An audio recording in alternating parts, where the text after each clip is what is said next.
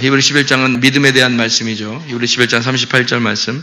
이런 사람은 세상이 감당하지 못하느니라.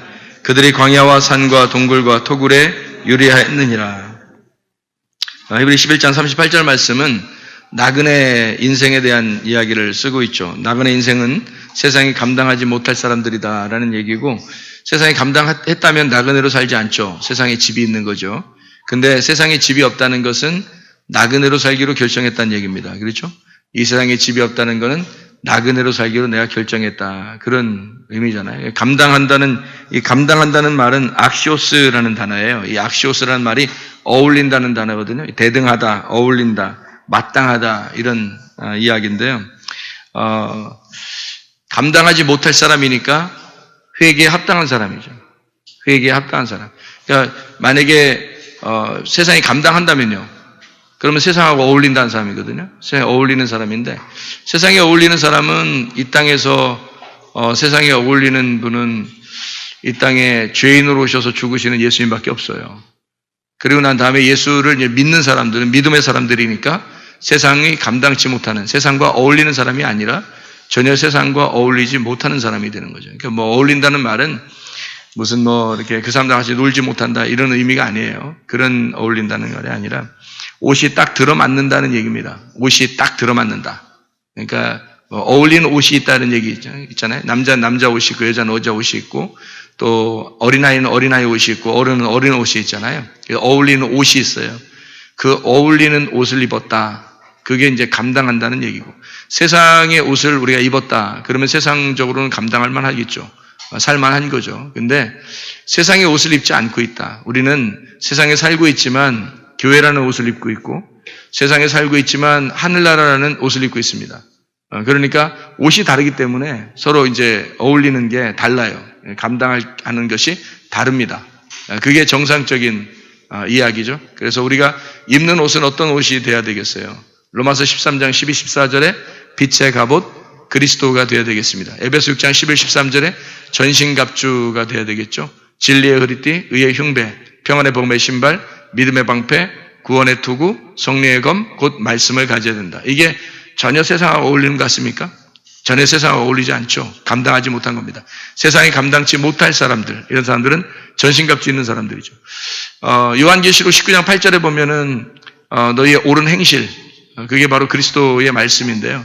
옳은 행실이로다. 그것을 우리가 흰 세마포로 입고 있다. 하늘나라 가는 사람들은 흰 세마포를 입는 사람들이고 옷이 달라요. 그러니까 우리가 있는 이런 울긋불긋한 이런 색깔이 있는 것이 아니라 색깔이 다 빠진 옷이죠. 그러니까 순수하고 깨끗하고 거룩한 그런 정결한 신부들이 입는 옷, 신부의 옷, 세마포 옷을 입는, 흰 세마포 옷을 입는, 색깔 있는 세마포를 입는 사람은 있어요. 요한계시록에. 음녀입니다. 색깔이 있는 옷을 입는 여자, 그 사람은 이제 음녀라고 그러죠. 신부라고 하지 않죠. 근데 신부는 흰색을 입습니다. 흰색을 입었다는 얘기는 머리가 희다라는 말하고 같은 거죠. 머리가 희다. 머리가 희다라는 말은 검은색 머리가 색깔이 빠진 거, 힘이 없어서 빠진 거죠. 내 힘이 사라졌다는 얘기입니다. 다시 말하면 세상이 감당치 못하는 사람이다라는 말은 세상적인 힘이 없다는 얘기예요. 세상적으로 내 주장이 없다. 내 의견, 내 주장, 내 자존심, 이런 것들이 없다는 얘기예요. 내 힘이 빠졌다. 그런 말이고요. 그리스도의 힘으로 살아가려고 하는 사람이죠. 그러니까 내 믿음이 없고 그리스도의 믿음으로 살아가려고 하는 사람들, 그게 이제 이 세상이 감당치 못할 사람들이죠. 그러니까 강력한 사람이죠. 하늘나라에서는 강력한데 이 땅에서는 힘이 다 빠진 사람들이에요. 그런데 내 의견이 없는 거지. 내 자존심, 내 생각이 없는 거예요. 성경을 보더라도 내 생각 가지고 보는 사람이 있고 내 생각 없이 보는 사람들이 있어요. 그러니까 생각 없이, 이렇게 그 말은 내 생각 없이 아무 생각 없다 이런 얘기 아니에요. 사색해야 됩니다. 하나님 말씀은 사색해야 돼요. 사색하고 생각하고 묵상하고, 그래 조용히 읊조리고 이래야 되는데 자기 생각이 있으면은 이게 성경이 다 자기 생각대로 보여요. 이게 성경이라는 게. 그래서 이제 이 성경이라고 하는 게 말이에요. 참 특이한 게 남성, 여성이 있고 중성이 있단 말이에요. 성경이 이게 남성, 여성, 중성 이런 게 있어요.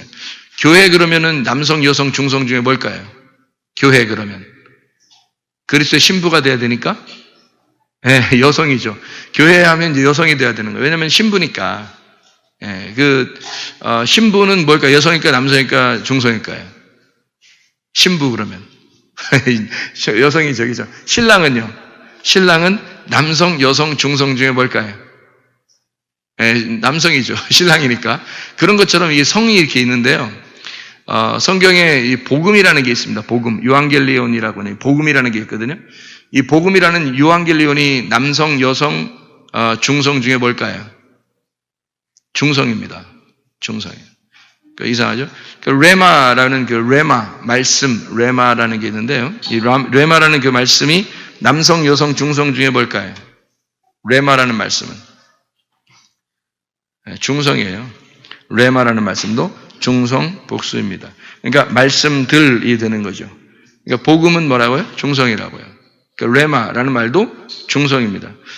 성경에 이제 마태복음 13장 2절에 예수님이 배에 올라 앉으셔서 말씀을 증거했거든요. 그 배라고 하는 거를 가만히 생각해 보면 배라고 하는 게 배가 이런 배도 있고 먹는 배도 있고 타는 배도 있어요. 그러면 여기서 이제 타는 배를 말하는 거죠. 예수님이 배에 타셨다, 배에 오르셨다 해서 거기서 말씀을 증거하는.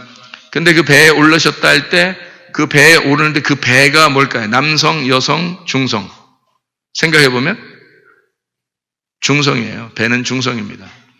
남자가 타면 남성이 되는 거고요. 여자가 타면 여성이 됩니다. 희한하죠? 그러면은 데살로니가서 5장 23절에 내 영과 혼과 몸이 흠없이 보존되기를 원한다 할 때 그 영 푸뉴마, 이 영이라는 푸뉴마는 남성, 여성, 중성 뭘까요? 중성입니다. 중성, 영이요. 자, 왜 영이 중성일까? 푸뉴마라는 영이 하나님을 나타내는, 하나님으로부터 온 건데 왜 그걸 중성으로 이렇게 표현했을까요? 하나님은 남자도 아니고 여자도 아니니까? 하나님은 남성이에요. 하나님은 왜 남성이냐면 여성을 신부로 맞이해야 되기 때문에 남성으로 표현한 거예요. 근데 그분의 영, 푸뉴마, 이 영이라고 하는 건 중성입니다. 그러니까 왜 중성이라고 표현했냐면 거기에 이제 남자가 받으면 남성이 되는 거고요. 여자가 받으면 여성이 되는 거예요. 그래서 중성인 거예요. 이 영이라고 하는 게요. 원래 푸뉴마 자체는 가운데 있는 거예요. 배도 누가 타느냐 따라서 배가 중성, 가운데 있는 거죠. 레마라는 말씀도 누가 받느냐, 여자가 받느냐, 남자가 받느냐 모르잖아요. 여자 받으면 여성이 되는 거고 남자 받으면 남성이 되는 거죠. 그러니까 말씀 자체는 중성이란 말이에요. 누가 받아도 상관없도록. 배에 누가 올라타도 상관없도록. 영을 누가 받아도. 예를 들어서 천사의 영을 가지고 있다 그러면 어디에 있을까요? 하늘에 있는 거예요. 악마가 귀신의 영을 가지고 있다 그러면 지옥에 있는 거예요. 그러니까 귀신의 영은 지옥에 있어야 되는 거고 하나님의 영은 하늘에 있어야 되는 거예요. 그래서 영 자체는 중성이라고요. 이 자체가. 그러니까 영은 가운데 있는 거란 말입니다. 몸이라고 하는 게 소마거든요. 데살로니가서 5장 23절에 영과 혼과 몸 할 때 그 몸이라고 하는 게 남성일까 여성일까 중성일까요? 중성이에요. 중성. 몸이 중성이에요. 소마라고 하는 건요. 왜냐하면 이게 여성의 몸일 수도 있고 남성의 몸이 될 수도 있잖아요. 이게죠. 몸이라는 자체가. 근데 몸이 만약에 죄를 가지고 있다. 우리가 죄를 지었다. 몸을 가지고 죄를 짓는다. 그러면 육체라고 그래요. 그걸 육체. 근데 이 몸으로 하나님의 일을 하고 있다 그러면 그게 그리스도의 몸이 되는 거예요. 그러니까 그리스도의 몸 자체는 중성이죠. 그래서 요거를 남자가 들어올 수도 있고 여자가 들어올 수도 있다는 얘기예요. 이 몸을 가지고. 그죠? 그러니까 이렇게 생활할 수도 있고 저렇게 생활할 수도 있는 거예요. 이 몸 자체가 이걸 이제 바울 사도가 얘기하는 거는 그 몸으로 하나님 앞에 거룩하게 행동하라 그렇게 말하죠. 그 몸으로. 그러니까 육체적인 삶을 살지 말고 거룩한 하나님의 백성이 되어라. 이제 그렇게 몸을 갖다 얘기를 하죠. 비밀이라고 하는 게 이제 에베소 5장 32절의 말씀에 나오는데요. 에베소 5장 32절에 무슨 얘기를 하다가 비밀이라고 그러냐면 남편과 아내에 대한 이야기를 하다가 비밀이라고 그렇게 말을 해요. 그 비밀이라고 말하는 비밀 미스테리온이라는 단어인데요. 그게 남성, 여성, 중성 어떤 걸까요? 그것도 중성입니다. 비밀스러운. 그러니까 하나님의 말씀이 비밀로 감추어져 있는데 남자에게 열어질 수도 있고 여자에게 열어질 수도 있는 거예요. 그 비밀이. 그러니까 누구한테만 속해 있는 게 아니란 말이에요. 그 비밀, 복음도 마찬가지죠. 복음도 누구에게만 속해 있는 게 아니라 그 복음 자체는 중성이란 말이에요.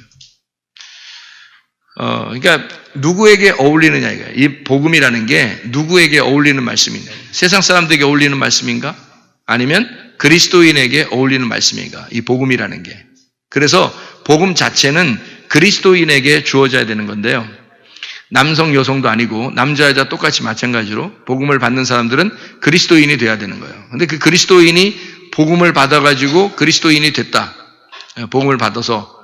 그러면 이제 하나님의 사람이 되겠죠. 그죠?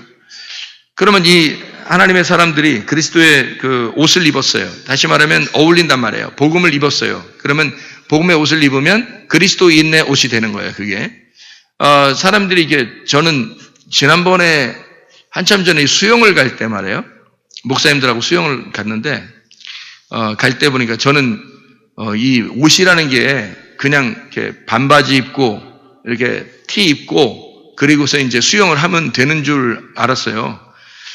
그런데 저만 그렇게 입었더라고요. 아무도 그렇게 입은 사람이 없더라고. 그때 깜짝 놀랐어요. 내가 시대를 이렇게 뒤져서 살고 있는가, 이게 너무 내가 이게 안 맞는 거예요. 다 모든 사람들이 뭘 입었냐면 요즘에 말하는 레깅스라는 게 있더라고요. 레깅스라고 그러나 뭐 하여튼 수영복인 것 같은데 딱 달라붙는 옷이 있더라고요. 저는 그때 처음 봤어요. 어디 이제 수영할 일도 별로 없었고 무슨 수영장 가면 이제 수영복 입는구나 그렇게는 알았지만 밖에서 그렇게 바닷가에 가는데 그렇게 입는 사람 이걸 몰랐으니까 못 나가봤으니까 몰랐는데 한번 목사님들 사모님들 같이 나갔는데 세상에 우리 식구만 반바지에다가 그냥 티를 입은 거예요. 우리만. 그 사람들이 우리를 이상하게 보고 우리는 그 사람들 이상하게 보이고 그렇게 했는데 그래서 이제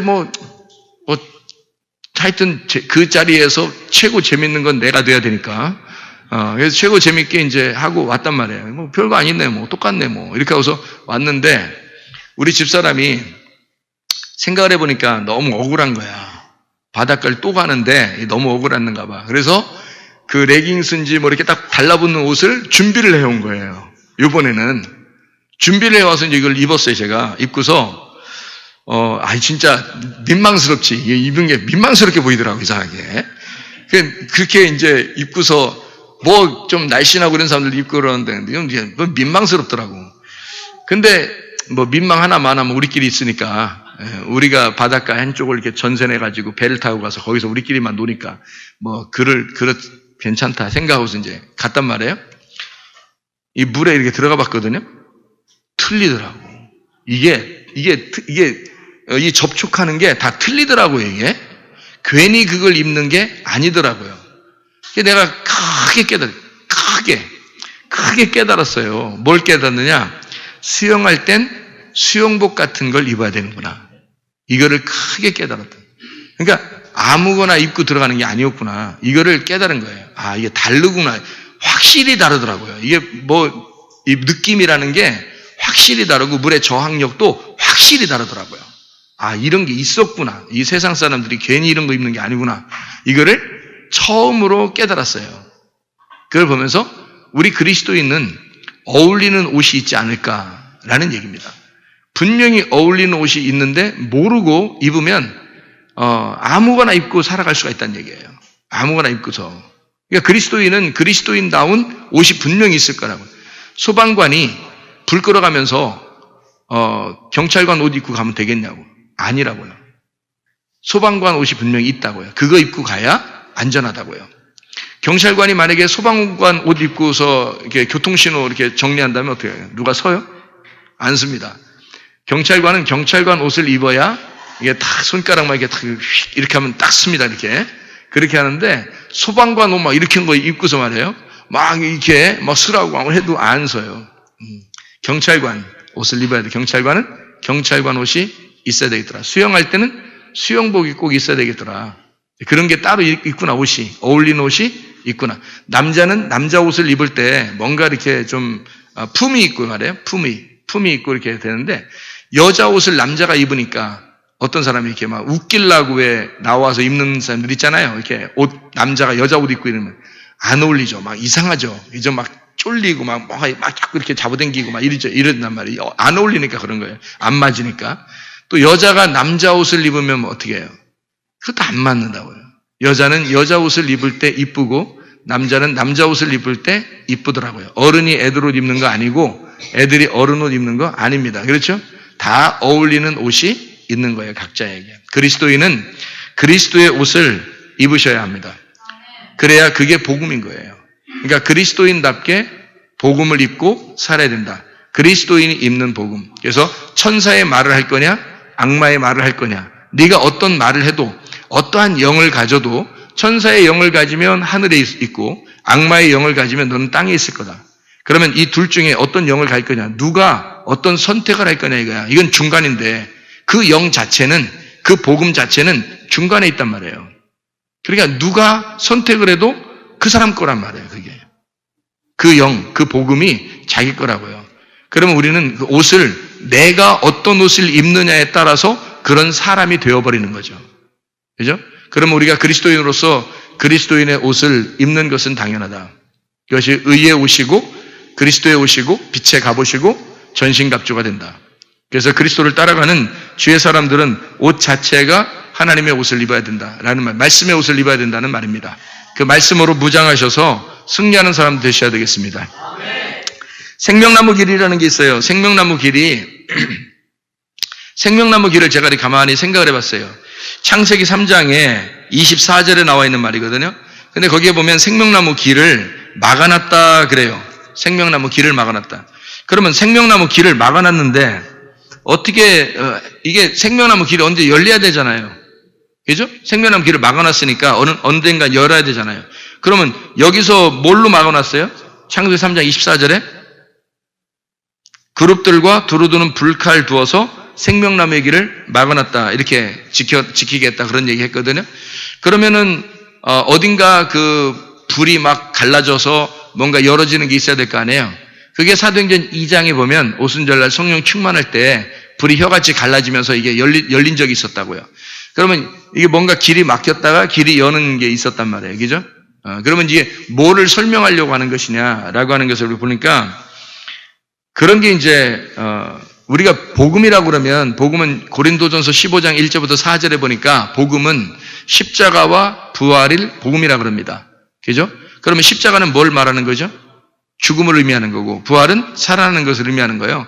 그러면 죽음과 부활에 대한 것이 복음인데 그러면 우리 속에서 나와 그리스도 하나님만 있으니까 나와 하나님만 존재하죠. 이 세상에 뭐 어떤 사람도 존재하지 않습니다. 나하고 하나님만 존재하는 거예요. 나머지는 다 우리가 보는 배경 화면이에요. 나하고 하나님이 살아가는데 여러분 전체가 다 나의 배경이라고요. 내 환경이라고 이게. 여러분 자신들도 마찬가지예요. 여기 이제 권사님이 만약에 이 땅에 살아간다면 하나님과 권사님만 존재하는 거고 나머지는 다 저까지도 다 배경인 거예요.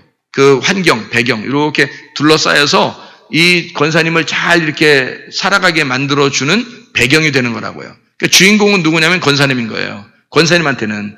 근데 나한테는 주인공이 누구냐면 나예요. 나한테는 내가 주인공이고 권사님이 내 배경이란 말이에요. 그러니까 내 주변에 필요에 의해서 하나님이 다 각자 자기의 위치를 다 갖다 놓은 거란 말이에요.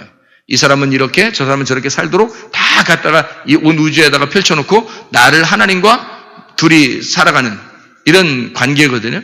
그게 성경이에요. 성경을 깨닫는 것이 바로 하나님과 나와의 관계를 깨닫는 겁니다. 다른 모든 사람들이 나 때문에 존재하는, 그러니까 내가 주인공인 거죠. 모든 사람들이 이제 들러리죠. 결혼식 할 때 들러리 하는 것처럼 들러리가 되고 내가 주인공입니다. 신랑 신부가 되는 거죠. 주님이 신랑이고 나는 신부가 돼서 모든 사람들은 다 이제 그 들러리가 되는 그런 말씀이거든요. 성경이. 여러분한테도 마찬가지 신랑과 신부가 되는 거고 모든 사람 또 다시 여러분에게 이제 들러리죠. 그런 사람들이 되는 건데요. 보면 생명나무 길을 막아놨다 그래요. 그럼 생명나무 길을 막아놨는데 생명나무 길을 열어놨다. 그러면 누구에게 적용돼야 된다고요? 나에게 적용돼야 된다고요. 그러면 이 성경이라고 하는 건 다른 사람에게 대한 이야기가 아니라 나에 대한 이야기잖아요. 그러면 내가 복음이 나를 위해서 죽고 나를 위해서 살아나는 또 내가 죽고 내가 부활하는 것으로 말씀이 나올 거란 말이에요. 그게 복음이라는 거죠. 그죠? 그러면 생명나무 길이 막혔으니까 생명나무 길이 열리는 것이 있어야 되는데, 그러면 생명나무 길을 막아놓은 것이 여기 창세기 3장 24절에 생명나무 길을 막아놨다. 그러면 여러분이 생각할 때 생명나무 길을 막아놓는 게 좋아요? 생명나무 길을 열어놓는 게 좋아요? 어떻게? 생명나무 길을 열어놓는 게 좋겠죠? 열어놓으면은 이제 여러분 이렇게 생각을 해보세요. 길을 열어놓으면 거기 어떻게 돼요? 길 열어놓으면? 다 밟고 지나가죠? 길을 열어놓으면 다 밟고 지나가잖아요. 그럼 비무장지대나 이런 데는 길을 안 열어놓으니까 자연 생태계가 파괴되지 않고 자연 그대로죠. 그럼 길을 안 열어놓으면 누가 밟고 지나가질 않아요. 그러면 그대로 보존되거든요. 그런데 길을 열어놓으면 어떻게 된다고요? 사람들이 밟고 지나가는 게 그 길이라고요. 그죠? 그러면은 길을 닫아놓는다는 말하고 길을 열어놓는다는 말이 성경에서는 무슨 의미를 나타내주고 있을까요? 나하고 하나님밖에 없으니까 내가 하나님을 바라보는 거죠. 그죠? 그러면 길을 막아놓는다는 말하고 길을 열어놓는다는 말이 무슨 말일까요? 어떤 의미예요? 길을 막아놓는다는 말은 안 밟힌다는 얘기고요. 그죠? 안 밟힌다는 얘기고, 길을 열어놓는다는 얘기는 밟힌다는 얘기입니다. 그죠? 길이라고 하는 것이. 그러면 예수님이 요한복음 14장 6절에 자기를 뭐라 그래요? 내가 곧 길이요 진리요 생명이니 나로 말미암지 않고는 아버지께로 올 자가 없다. 그러면 예수님이 내가 곧 길이요 진리요 생명이니라고 할 때 나로 말미암지 않고는 이란 말은 자기가 길이니까 어떻게 하는 얘기예요? 나를 밟아서 진리를 깨닫고 생명으로 와라. 그 말이잖아요. 그죠?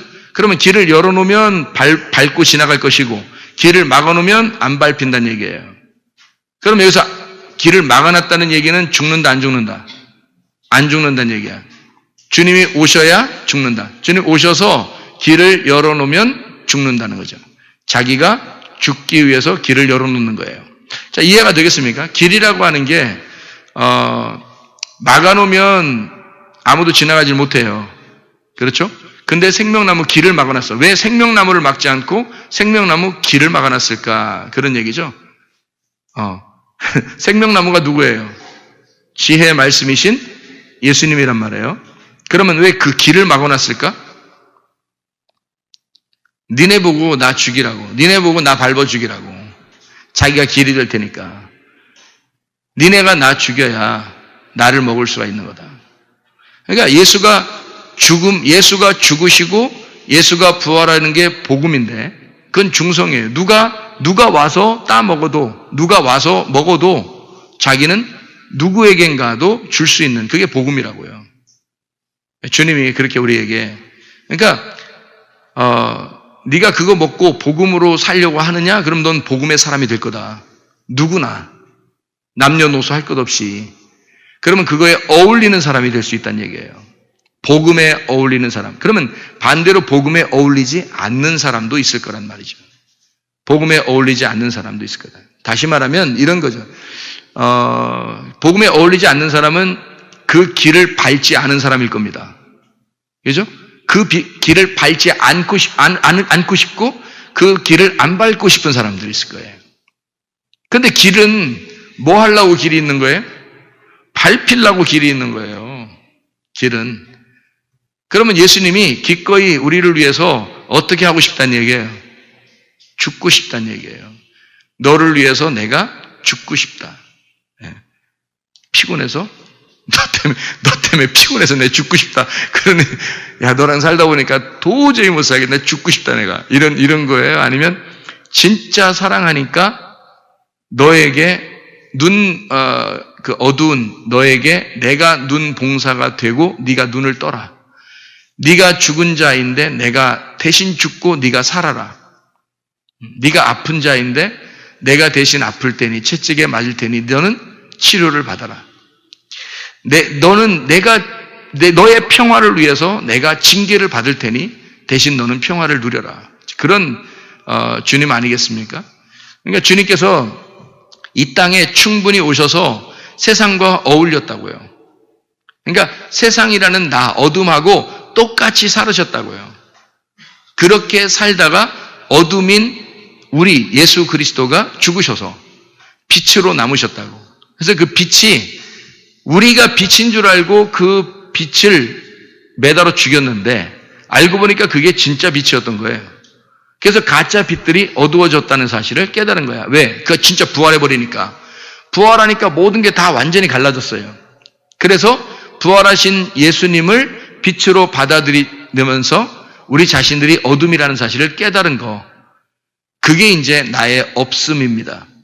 나의 없음을 깨닫는 사람은 주님의 은혜, 사랑을 깨닫죠. 근데 내가 있음을 알게 되면 이거는 은혜를 깨달을 수가 없죠. 자기는 있는데 당연히 내가 받아야 될 사람인데 내가 받지 못했다.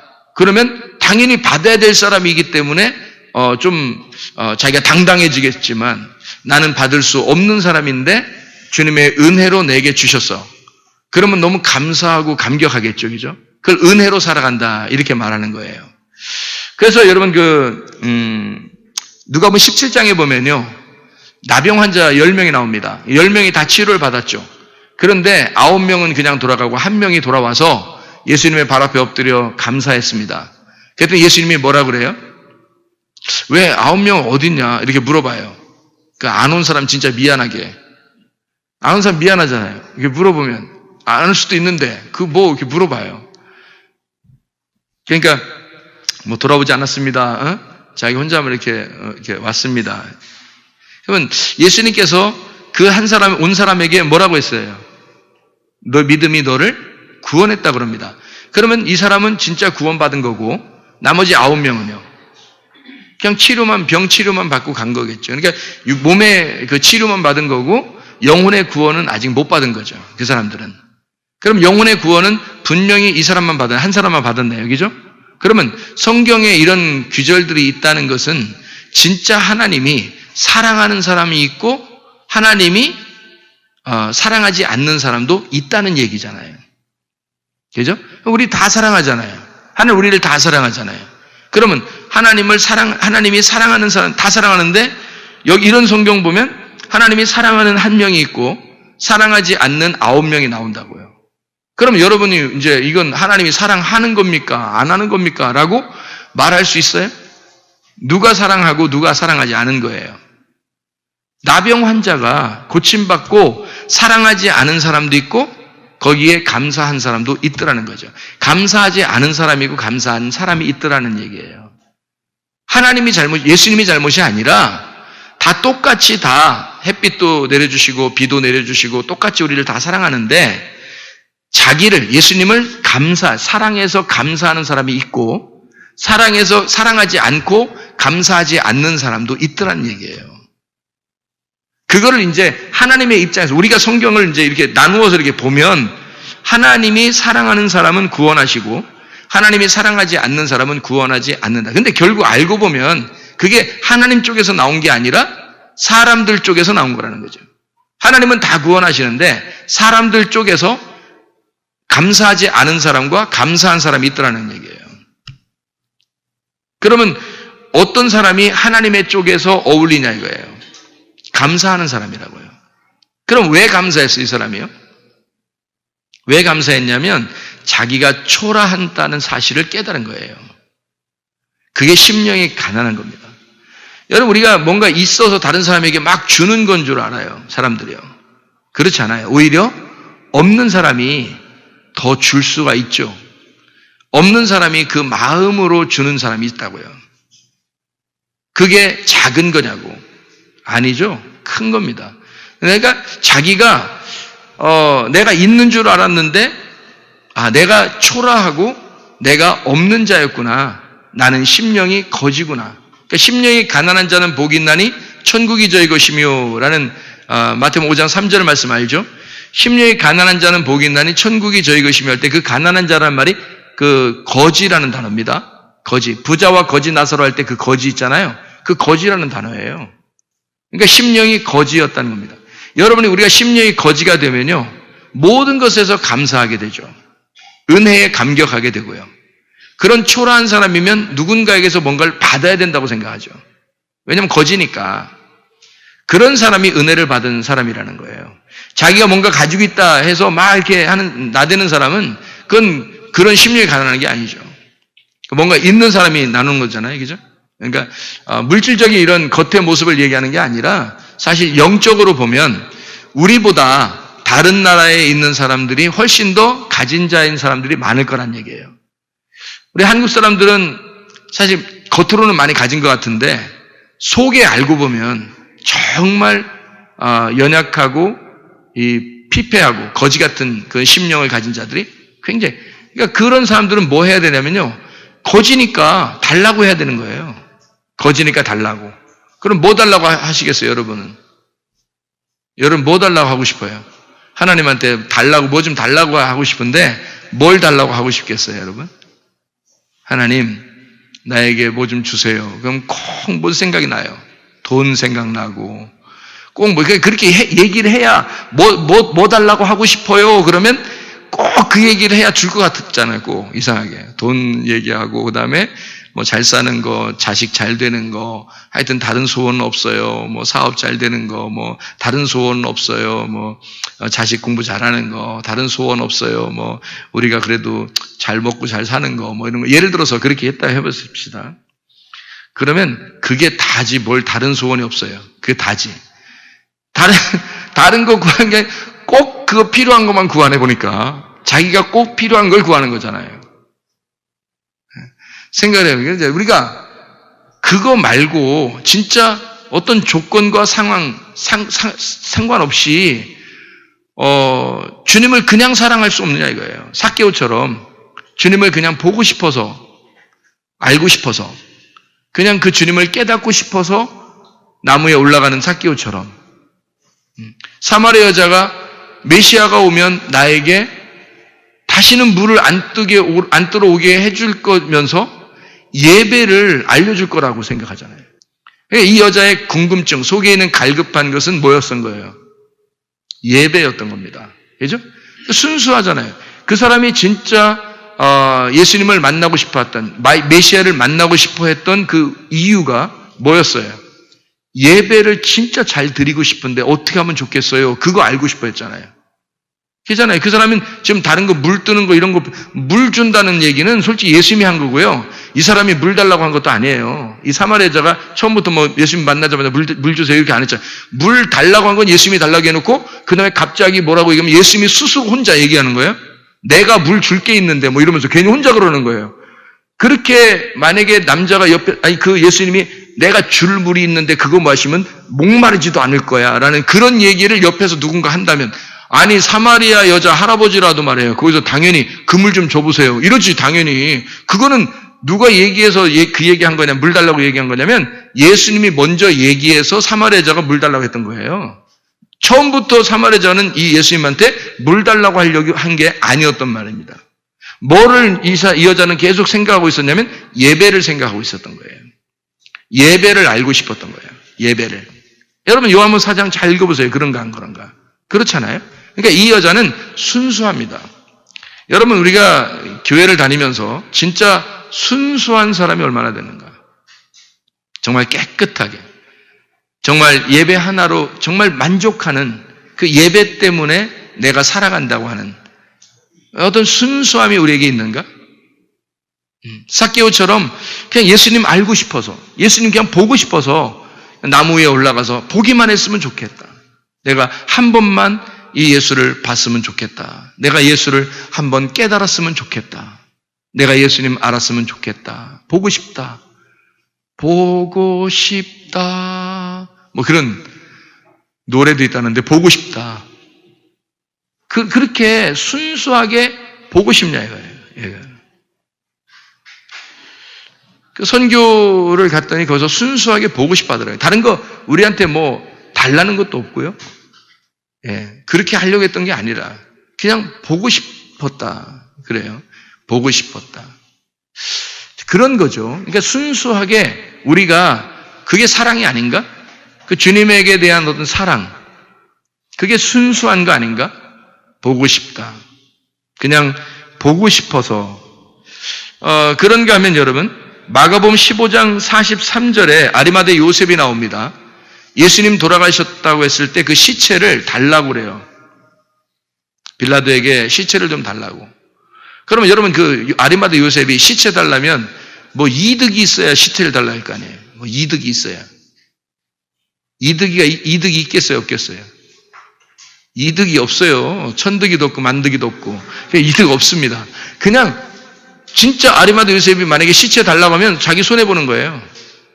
왜냐하면 십자가 형틀에 사형을 당한 죄수, 이 세상에서 가장 악독하게 죽어야만 했던 그 죄수의 시체를 자기가 달라고 한다? 이득 하나도 없잖아요. 하나도 이득 볼 게 없는데 달라고 했어요. 그럼 왜 그랬을까?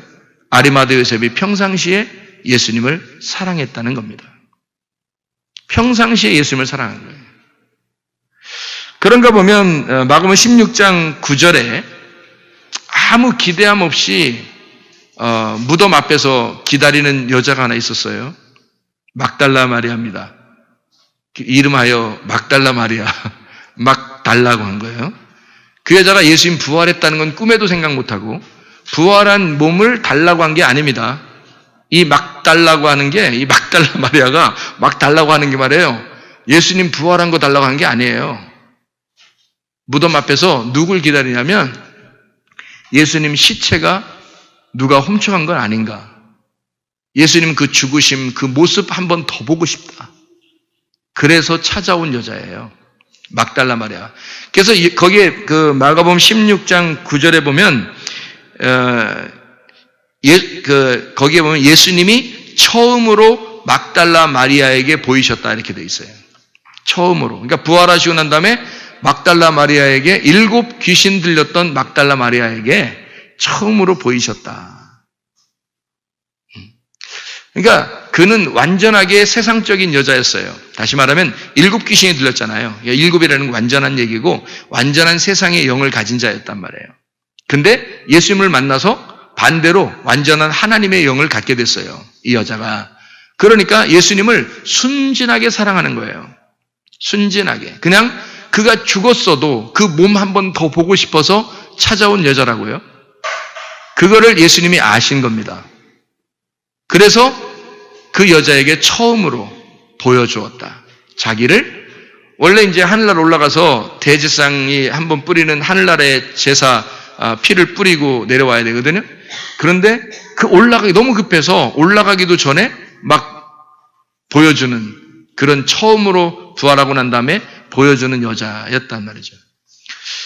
여러분이 그리스도를 사랑하는 건 어떤 마음일까? 삭개오 같은 또는 아리마대 요셉과 같은 아니면 한 명의 그 나병 환자 그 주님께 감사하는 그 사람 아니면 사마리아 여자 같은 아니면 막달라 마리아 같은 어떤 그 순수함 그 주님을 정말 사랑하기 때문에 그냥 조건도 없고 목적도 없이 뭐 기대하는 게 없이 그냥 순수하게 주님을 사랑하는 하나님 말씀을 순수하게 사랑하는 마음으로 우리는 예배를 참여하고 있는가?